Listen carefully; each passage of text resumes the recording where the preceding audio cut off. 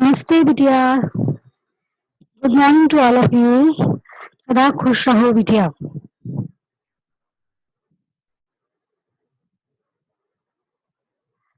I am JV Dr. Alka Jain, MD in Homeopathy, Associate Professor in Department of Community Medicine, Faculty of Homeopathic Science in Jyoti Vidyapeeth Women's University. So this is the last part of rabies. The first two part I have described already in previous lectures. Now in this lecture I will describe about the very important part of rabies. This is in prevention. Health personnel should wear mask, gloves, goggles and aprons. Saliva, vomits, tears, urines or other body fluids of rabies patients can contain viruses. So, treating rabies patients, these precautions must be taken. Persons having bruises, cuts, or open wounds not interested to look after patients, and there are mainly pre-exposure prophylaxis and post-exposure prophylaxis.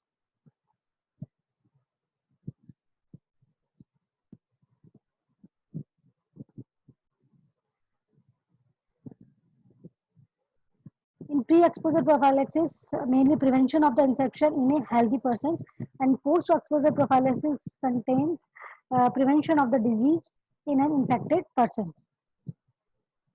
Mainly, post-exposure prophylaxis has four broad components, and these are first of all wound treatment, then observation of animal where possible, and third one anti-rabies immunization in the form of either active immunization or passive immunization, and the last is advice to the patients. Now, what are the principles of post-exposure prophylaxis? The main aim of or principle is to reduce viral load by elimination of virus from the wound. जहाँ पे भी dog ने bite किया है तो उस wound को अपनी कोशिश होनी चाहिए कि जो भी जहाँ पे भी जो वायरस इनोकुलेट हुआ है उसकी जितनी भी क्वांटिटी है जितना भी लोड है उसको कम करना. दूसरा जो वायरस इनोकुलेट हुआ है उसको न्यूट्रलाइज करना. तीसरा होता है कि अपने को प्रिवेंट करना है कि वो इन्फेक्शन नर्व्स में नहीं स्प्रेड हो जाए. और चौथा जो होता है वो होता है कि अपना मेन इंड्यूस सिस्टमिक इम्यूनिटी. अब मेनली जो रेबीज के जो पेशेंट्स होते हैं, डॉग बाइट के जो केसेस होते हैं, not rabies, you have to say it's a case of dog bite. So mainly there are three categories, and in first category the patients comes are who having touching of feeding animals and licks. Either touching or licks are there, but so in these type of patients, no post-exposure prophylaxis should be given. In category 2 type, there is nibbling of uncovered skin or minor scratches or abrasions without bleeding. So in this type of category, immediate vaccinations and local treatment of wound should be given. In third category, these patients have single or multiple transdermal bites or scratches, licks on broken skin, contamination of mucous membrane with saliva from licks, and contact with beds. So in this category, treatment in the form of post-exposure prophylaxis should be given with immediate vaccinations, administration of rabies immunoglobulin, and local treatment of the wound. So these three types are in increasing order, in increasing severity. In category 1, there is no treatment required because there was only was touchy or licks of rabid animals. In category 2, minor scratches or nibbling of uncovered skin are there. So in this type of case, vaccination should be given immediately, and also local treatment of wound be given. In third category, both active and passive immunization should be given with local treatment of the wound. Now, in post-exposure prophylaxis, what should we do? First of all, there is local wound care because all bites, wound scratches washed with soap and water reduces the chances up to the 80% cases. तो किस तरीके से wash करना चाहिए? Gentle wash करना चाहिए wound का with detergent soap.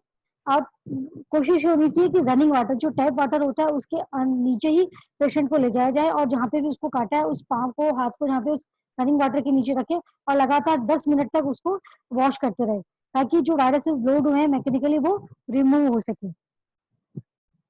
फिर उसके बाद में क्या होता है कि आपको जैसे डिटॉल है, सेवलोन है, वो अप्लाई करना होता है, क्योंकि इनमें ये विरिसाइडल एजेंट्स होते हैं।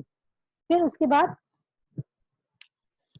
यदि बहुत ज्यादा एक्सटेंसिव और डीप वुंड्स है तो थोड़ा एक्सप्लोरेशन करना चाहिए, डेब्रिटमेंट करना चाहिए, रिमूवल जितनी भी जो डर्ट है, डेड टिश्यूज है, फॉरेन बॉडीज है, उन सबको हटाना चाहिए। और यदि बहुत ही ज्यादा सीवियर जो थर्ड कैटेगरी वाले जो पेशेंट्स होते हैं, जिनमें की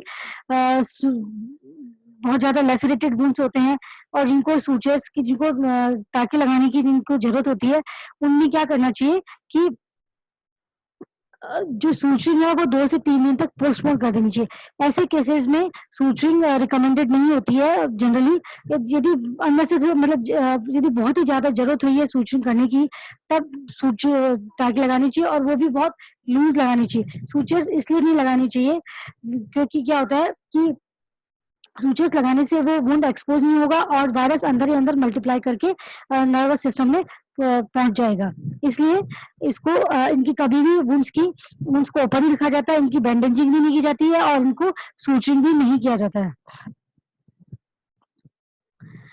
and antibiotic treatment where indicated, and active immunization by rabies vaccine. और एक वैक्सीन जो लगाना जरूरी होता है वो होता है टिटनेस का। टिटनेस का इंजेक्शन लगाना बहुत जरूरी है इन केसेस में भी। और एनाल्जेसिक भी दे सकते हैं क्योंकि पेनफुल कंडीशन होती है, और एंटी इन्फ्लेमेटरी ड्रग्स भी दी जा सकती है। ये इस तरीके से वुंड को आपको वॉश करना है under the tape water, running tape water. Now the recommended post-exposure prophylaxis are administration of a single dose of anti-rabies serum with course of vaccine together with local treatment of wound is the best specific prophylactic treatment after exposure of man to rabies. Stop treatment if dog remains healthy or proven to be negative for rabies by reliable lab using diagnostic techniques. अब mainly जो यदि जो rabbit जिस dog ने भी जिसने भी bite किया है उसको ऑब्जर्व करना होता है 10 दिन तक के लिए। अब यदि रैबिट होगा और उसमें साइन सिम्टम्स रेबीज के आएंगे तो उसका बिहेवियर चेंज हो सकता है, या तो एग्रेसिव होगा या डिप्रेसिव होगा, या वो इधर उधर रन करता रहेगा बिना किसी प्रोवोकेशन के, और या तो फिर होगा कि एक कॉर्नर में बैठा रहेगा, या फिर उसके जो टोन है, उसकी जो आवाज है, बार्किंग की जो टोन है वो चेंज हो सकती है और अनयूजुअल ऑब्जेक्ट्स को खा सकता है, और डेथ ऑफ द एनिमल। यदि ये सारे साइन एंड सिम्टम्स यदि उस एनिमल में प्रेजेंट है तो इसका मतलब वो रैबिड एनिमल है, और उन केसेस में इम्यूनाइजेशन मस्ट होता है।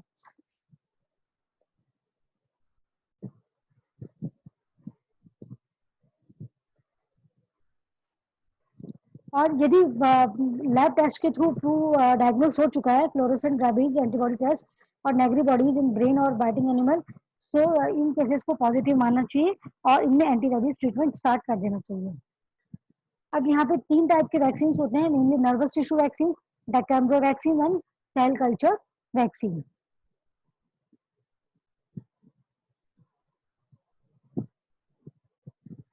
In nervous tissue vaccines, these are prepared from fixed virus grown in brain of sheep or other animals like red चूहे के अंदर भी ये वैक्सीन प्रिपेयर किया जाता है।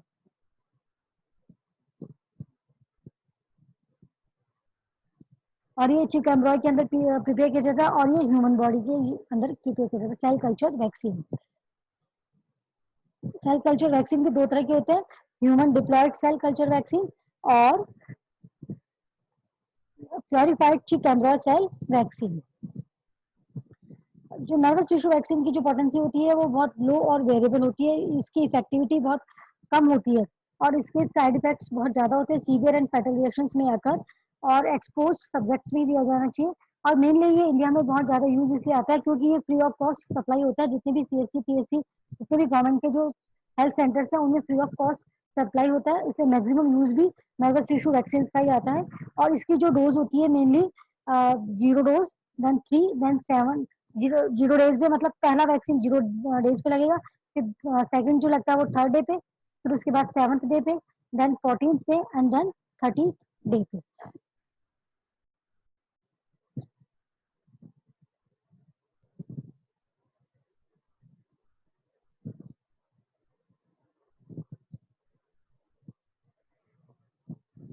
जो सेल कल्चर वैक्सीन होता है वो more potent, more safer, more effective, and fewer doses of small volume is required. There is very few side effects are there, and mainly human deployed cell vaccine होता है safe, potent, pre and post exposure के लिए भी ये indicated होता है। और दूसरा जो होता है tissue culture vaccine, second it's a non human and potency is low cost and WHO recommended. Nervous tissue vaccine में एक टाइप और होता है सकलिंग माउस ब्रेन। ये सकलिंग माउस ब्रेन जो वैक्सीन होता है, ये जो माउस के जो बेबीज होते हैं, बिफोर 10 डेज वाले जो बच्चे होते हैं, उनके अंदर ये वैक्सीन प्रिपेयर किया जाता है। और उनमें जो प्रिपरेशन इससे इसका फायदा ये होता है क्योंकि उनकी जो नर्व सेल्स होती है उनमें माइलिन शीट डेवलप नहीं हो पाती है, इसलिए इन सकलिंग्स में जो वैक्सीन प्रिपेयर होता है उनके एलर्जिक और साइड इफेक्ट्स होने के चांसेस बहुत कम हो जाते हैं। और मेनली ये लैटिन अमेरिका में यूज होता है। तो तीनों वैक्सीन है, nervous tissue vaccine, suckling mouse brain vaccine इसी के अंडर में आता है। Then second one is duck embryo vaccine, purified duck embryo vaccine, and the third one is human diploid cell vaccine, second generation, and it's a tissue culture vaccine. और human diploid cell vaccine are again purified chicken cell vaccine and purified वीरो cell vaccine. So mainly there are three vaccines. First one is tissue culture vaccine और इसको cell culture vaccine भी कहा जाता है।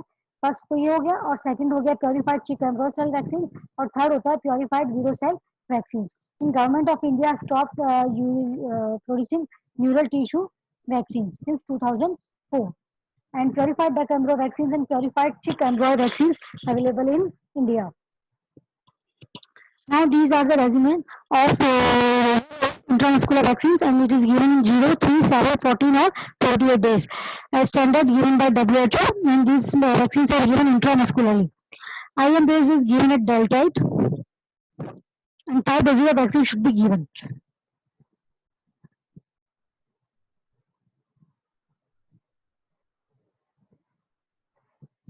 Mainly जो nervous tissue जो vaccine होता है,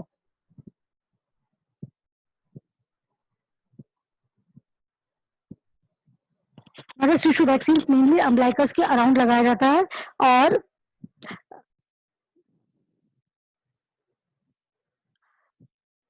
सबक्यूटेनियसली लगाया जाता है, और 7 to 10 डेज तक लगाया जाता है। इसकी मेनली 10 दिन तक ये वैक्सीन लगाया जाता है, जबकि जो सेल कल्चर वैक्सीन होते हैं या टिश्यू कल्चर वैक्सीन होते हैं, उनकी जो डोजेज होती है वो 5 डोजेज होती है, जो यहाँ पे बताई गई है, जो दी जाती है 0, 3, 7, 14 एंड 28 डेज पे। These are the intradermal schedule 0, 3, 7, 28 or 90 days. 2-site intradermal vaccination has been used in India and urged by WHO expert committee on rabies. 0.2 ml doses given at each 2 sites on day 0, 3, 7 and on one site on day 28 and 90 days. Intradermal dose is 1/5 of the intramuscular dose. Rabies vaccine previously unvaccinated जो cases होते हैं उनमें mainly 5 intramuscular doses दी जाती है, और previously immunise 2 booster doses 0 और 3 देनी चाहिए। प्रेगनेंसी में it's not a contraindication for immunization. Glucocorticoids, immunosuppressant should not be administered during PEP unless post exposure prophylaxis unless essential. Now what are the complications which may occur after vaccinations? Mainly local reactions, pain, erythema, edema, pruritus, and mild systemic reactions may occur. Anti-inflammatory and antipyretics may be used. Immunization should not be discontinued. Systemic allergic reactions are common, but anaphylaxis rarely occur. Risk of rabies development should be completely considered before decision is made to discontinue vaccine because of adverse reaction. It's a human rabies immunoglobulin. It's purified from serum of hyperimmunized human donors. It's a single administration at the site of bite. तो ये जो human immunoglobulin जो आ रहा है, rabies immunoglobulin, जिसको आरआईजी कहा जाता है, ये पैसिव इम्यूनाइजेशन में आता है। और इससे पहले वाले जो वैक्सीन आपने पढ़े हैं, वो एक्टिव इम्यूनाइजेशन के अंडर में आते हैं, क्योंकि वो creed vaccine type of creed vaccine है। और इस ये जो टाइप है एचआरआईजी, ये पैसिव इम्यूनाइजेशन है, क्योंकि इसमें इम्यूनोग्लोबुलिन दिया जा रहा है और इसकी सिंगल डोज दी जाती है, single admission at the site of bite. उन कैटेगरी जो थर्ड वाले जो पेशेंट होते हैं, मेनली उन्हें लोकली भी अप्लाई किया जाता है, क्योंकि उनकी बहुत ज्यादा डीप कट होते हैं, लेसरेटेड वुंड्स होते हैं, तो उनको इमीजिएट इम्यूनाइज किया जाता है थ्रू लोकल एप्लीकेशन की। Given in less than 7 days after first vaccination dose, after 7 days, endogenous antibodies produced in passive immunization may be counterproductive. Human RIG much tolerated than equine derived. It doesn't require prior sensitivity testings, and local pain and low grade fever may occur, and severe adverse effects are uncommon in HRIG. ये किस तरीके से दिया जाता है? इन previously unvaccinated जो cases होते हैं, उनमें मेनली 20 इंटरनेशनल यूनिट और 40 इंटरनेशनल यूनिट दी जाती है purified equine RIG should be infiltrated at the site of the bite. Remaining जो डोज होती है वो इंट्रामस्कुलर दी जाती है, distant site from the bite. If mucous membrane involved, entire dose should be given intramuscular. If multiple and large wounds, RIG should diluted to obtain sufficient volume for adequate infiltrations. Previously immunised जो cases है उनमें आरआईजी नहीं देना चाहिए। ये तो था post exposure prophylaxis के लिए। अब जो pre exposure prophylaxis, mainly for people with occupational and recreational risk of rabies including travellers to rabies endemic areas, have primary schedule consist of 3 doses 0, 7 और 29 से लेकर 28 डेज के बीच में कभी भी दे सकते हैं। After 1 month if virus neutralizing titer is less than 0.5 international unit per annum, booster dose should be given further at intervals of 2 years as long as exposed person at risk. So this is a table showing re-exposure rabies treatment. Now rabies in dogs. Incubation period 3 to 8 weeks and manifest in two forms, furious rabies and dumb rabies. In furious rabies, mad dog syndrome characterized by change in behavior, run away from home, wander aimlessly, इधर से उधर बिना बात की घूमता रहेगा, बहुत ही अजीब सा बिहेवियर होगा, किसी को भी काट लेगा बिना प्रोवोक किए और बहुत ज्यादा सलाइवेशन होगा, and progressive paralysis leading two comma and death. और दूसरा टाइप जो होता है एनिमल्स डॉग में वो होता है डम्ब रेबीज। इसमें paralytic predominantly dog withdraws itself from being disturbed, elapses into stage of sleepiness and dies. So both in rabbit dog and in human there are mainly two forms of rabies. In human being it is encephalitic and paralytic type, and in dogs there is furious rabies or dumb rabies. So almost uniformly, it's a disease which is very fatal, and that is the rule, means 100% fatality. यदि case fatality rate rabies की पूछी जाए तो इसका 100% आएगा, and merely preventable with appropriate post exposure prophylaxis during incubation period. और इसका benefit एक ये है कि क्योंकि इसका बहुत लंबा इंक्यूबेशन पीरियड होता है, तो इसलिए पेशेंट को बचाया जा सकता है पोस्ट एक्सपोजर प्रोफाइलेक्सिस के थ्रू। ये एक ऐसा वैक्सीन है जो कि डिजीज मतलब होने के बाद में, मतलब कि डॉग बाइट के बाद में आफ्टर एक्सपोजर दिया जाता है। प्री एक्सपोजर बहुत उन रेयरली केसेस में दिया जाता है जो कि एंडेमिक एरियाज में रहते हैं और जिनका बहुत ज्यादा काम पड़ता है एनिमल्स की एक्सपोज होने में, और मेनली इसका पोस्ट एक्सपोजर ही दिया जाता है prophylaxis. Rabies vaccines and RIG never given at the same site or same syringe. Rabies has no cure but can be prevented. World Rabies Day is celebrated every year on 28th September, and it's a cooperative global event planned to reduce suffering from rabies, and this day celebrates Dr. Louis Pasteur's visions of rabies-free world. Thank you so much for listening carefully, and now it's all about the rabies.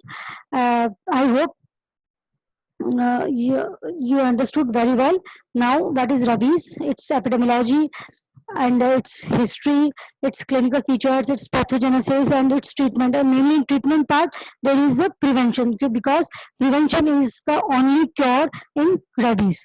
And this session is powered by Digital Version 2.0, Jyoti Vidyapeeth Women's University, Jaipur. Thank you so much. If you have any query, please mention in the comment box.